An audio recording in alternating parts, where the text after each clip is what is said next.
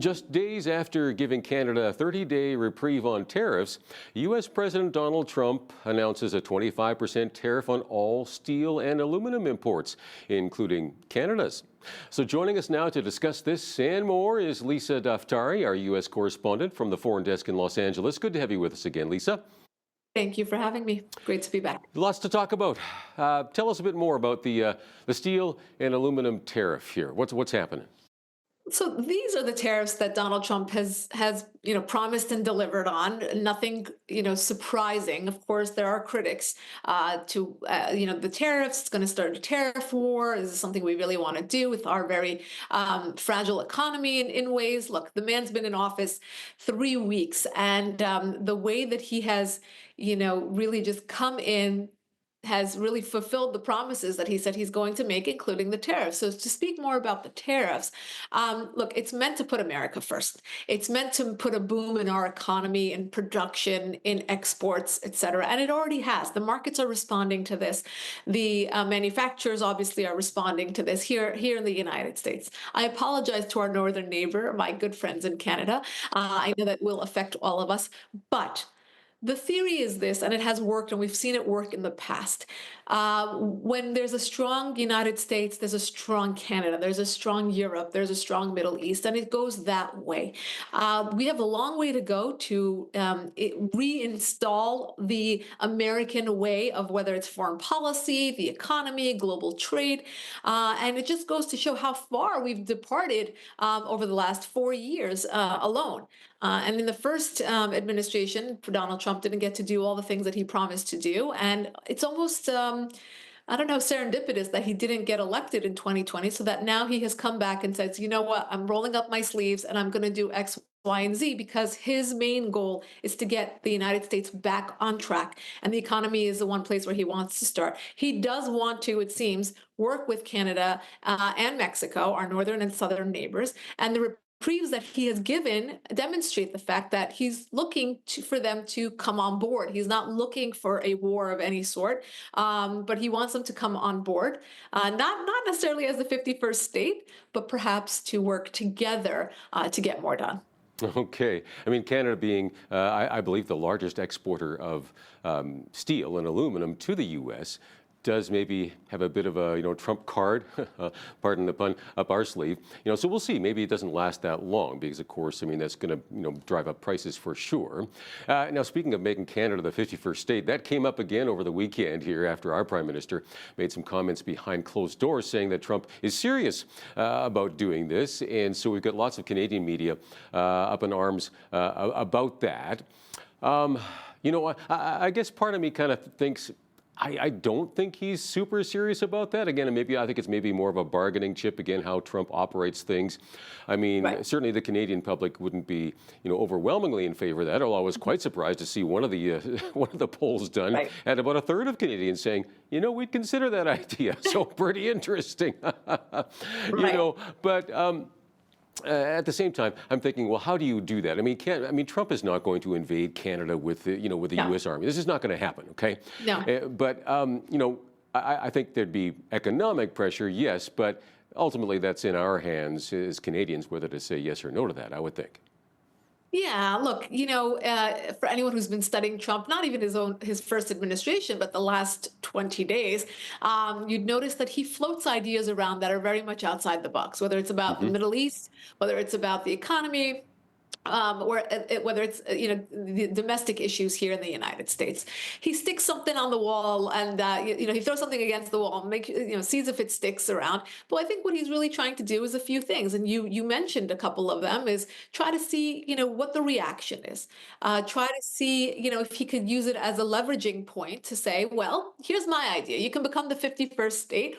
And then try to get them to come up with better ideas. Look, when you put up the idea of becoming the 51st state, and then you put the idea of working together on X, Y, and Z in terms of keeping the borders safe, in terms of working together to stabilize the economy in order to stop the flow of migrants, et cetera, et cetera, et cetera, then that becomes the option B becomes the better option. And all of a sudden you have you've used that tool of leverage and deterrence and really having an America first policy policy. So I do think that that's the approach that he's taken. Again, in only 3 weeks, how many crazy ideas has he thrown out there? But are they really crazy? Yeah, We and shall see. more to come, I'm sure. So, I mean, word has it that Trump will soon be placing reciprocal tariffs on some imports from the European Union, and I think this is dealing somewhat with the VAT tax, some of the auto imports. Apparently, again, when we get or you get imports of vehicles from Europe, it's a very small tax. I think it's like 2.5% or something like that. But with the VAT tax and some other exports taxes, it's something like 30% for the U.S. going that way. So yeah, I mean, to me that does make sense. So again, is that maybe more of a negotiation thing, or is that going to stick around for a while, you think? He's equal opportunity when you look at it. So then Canada can't say that Donald Trump's picking on us, right? I think he's looking across the board. And if you recall, Donald Trump, and you may not, but growing up in the late '80s, early '90s in New York, I would frequently see Donald Trump come on local television. And back then, I don't think he had aspirations of becoming president, or maybe way back in the back of his head he did. But he would always talk about the United States getting taken advantage of, and that was something that always bothered him. Whether it's our acronymed organizations, he's already pulling, funding from many of these organizations because he thinks two things. One, that the United States is paying more than our fair share to be a part of these global causes. And number two is that it's not even doing anything, right? This is a waste of taxpayer money. So that's why we see a lot of U.S. aid programs being cut, because they're just crazy. They're frivolous. They have nothing, it's not important, or, the taxpayers shouldn't be paying for those things. So I think that this is what we're going to see a continuation, whether it's Europe, the United States, whether it's the Middle East. He's coming up with ideas that will even the playing field as much as possible. I don't think he is naive to believe that these European nations or Canada or Mexico can be on par in terms of the economy, in terms of X, Y, and Z with the United States. But I do think he is at least making the announcement heard that there's a new sheriff in town who wants things to be more fair. Yep, he's definitely making that loud and clear, and it's fascinating to see the different responses from different nations. Now, Trump also signing an executive order banning transgender women from participating in women's sports, reinforcing the administration's commitment to protecting women's athletics. And so, I mean, again, he's shaking up everything, including in the areas of morality. And I know a lot of our viewers were certainly, cheering these kinds of things. And again, varying responses from different organizations around the world and in the States. Now, the NCAA apparently has already started to make some adjustments to this latest thing here as well, right? Right. And for people who've watched a biological male who's now a female, in a boxing ring or in any other sport with a biological female, you see how unfair that is. And you have all these biological females who have trained their whole lives only to be defeated so quickly by a biological male. It just is not a natural matchup. And I don't want to be insensitive to those who have children who are who identify with a gender other than what they were born with, but we have to look at the biological females as well. And I think that this is really more of a common sense measure. I think other than a certain percentage of the left that disagree with this, most people would look at this and say, okay, the transgender community does exist, but this is not a way that they can compete and not really diminish the rights of those biological females who've been training their whole lives. So I do think that we have more support on this than we know. I think the media tends to pick up the small percentage on the left's voices that are in opposition to this. But I know that a lot of people are cheering this on and do believe that this was a correction that needed to be made. I think so too. At least, most coffee shops that I hang around, you hear that chatter, and there seems to be support for it. There's always going to be some opposition to that, but again, I think this is maybe more of a protective thing as well, even just physically speaking. Now, the Supreme Court in the U.S. Upholding state bans on hormone therapy and puberty blockers for minors. That I believe that reverses a previous stance from the Biden administration, right, and affirms the state's rights in health care decisions. Any thoughts on that?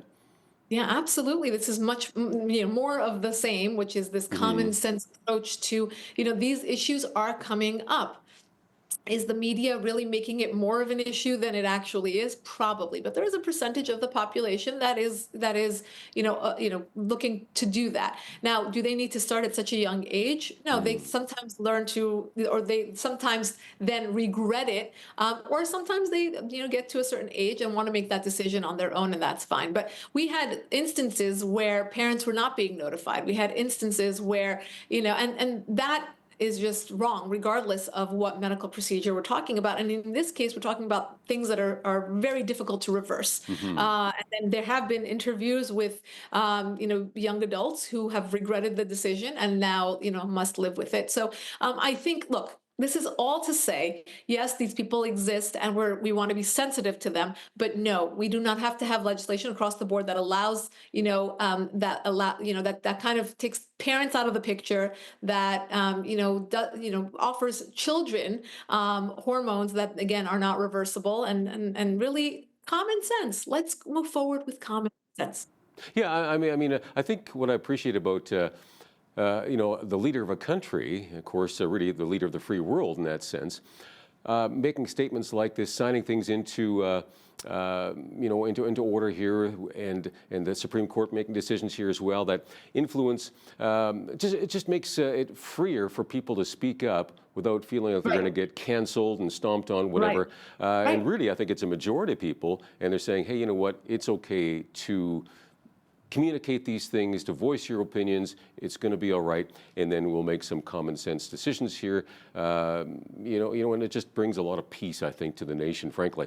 But Yeah, I just want to add one thing, Paul. I think, Donald Trump is not a big regulatory, big government leader, meaning he wouldn't want to go after all these different issues and regulate and regulate and to legislate and legislate. It's because the pendulum has swung so far in one direction. Again, this doesn't say that these individuals don't exist. It's to say that the protocols that are in place are dangerous even to those individuals. So let's come back to the center and look at it with common sense. And that's why he's getting involved, again, in only 3 weeks, touching many of these topics. yeah, it actually expresses concern for the people, even that these legislative orders are going against in one sense, but it's actually out of concern for their health as well. So we've got to ponder these things.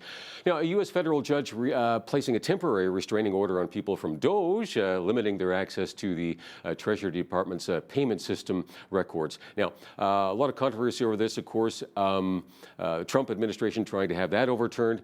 But what does that mean for people like Elon Musk? Now, there's lots of pushback, of course. Should Elon Musk, who's a private individual, have access to people's personal records that way? So I understand that the concern on that as well. On the other hand, is this also maybe an effort to stop people like Elon and the Trump administration from, finding all these incredible, terrible spending habits that we have, going to things that most people would say, what on earth are you spending our tax dollars on that for? I urge everyone to go and take a look at the long list of efforts and initiatives that the United States has been funding with taxpayer money to the tune of billions of dollars. It's mind blowing that any government, any country would be funding these silly, frivolous, just ridiculous causes and efforts. And Elon Musk was appointed by Donald Trump, so I don't understand what the upheaval is about his position. This agency was created, and it was created to do exactly what it is doing, which is pointing out how our taxpayer money has been wasted and creating more surplus. I don't understand why that's an issue. Now, if there's a cause that you believe in and you believe that those funds are being cut from your cause, well, you need to reapply for a government grant and prove to the government that this is a cause that they should be giving a grant for, and maybe you'll be awarded another grant. But for now, they're cutting what they believe to be frivolous and not necessary. When people say, wow, he has access to this government files and this and that. Yes, because that's what he's doing. And he's been appointed. There's so much more to say about this, but I do urge people, without partisan view to kind of go and look at the causes that have been supported by US aid and then to make a decision based on that, not on what you're hearing, not what, not the memes, not what's going on Instagram, but to truly understand what they have uncovered. All right. Briefly, can you just give us just a quick thought here on the prisoner exchange that apparently is scheduled for Saturday is going to be delayed now over, apparent Israeli truce violations, at least from Hamas's point of view. Where's that going? This is horrific. This is breaking news that as of this morning that Hamas has decided to kind of renege on this coming Saturday's hostage, the hostage release, where they're getting Palestinian prisoners back from Israel. They claim that Israel hasn't kept their part of the deal, whereas we know for a fact that Hamas, a terror organization, has not kept their part of the deal. And the way that they have paraded these civilian hostages out of Gaza, really giving them that last psychological scare and terrorizing them. One man, for example, that was let go, they forced him to say, "I can't wait to see my wife and children," knowing that they had already murdered his wife and children and he wasn't going back to them. This is what they do. If you look at these hostages, emaciated, just horrific, the way that they lived in tunnels and were starved, and now Hamas pulling back on this very fragile ceasefire slash hostage release deal that had been struck in Qatar. Look, this would be the time for Israel to start the war back up, because that's what needs to be done. Terror organizations only understand the language of might, and this is what needs to be done. But hopefully, with Donald Trump in office, there can be a better positioning for Israel and for the West to fight the ideological war of terror. Yeah, let's believe for good things to come yet amidst this horrible situation there. I want to see these families reunited. Lisa, thanks so much for your time again today. My pleasure. Thank you for having me. Our U.S. correspondent, Lisa Daftari, from the Foreign Desk in Los Angeles.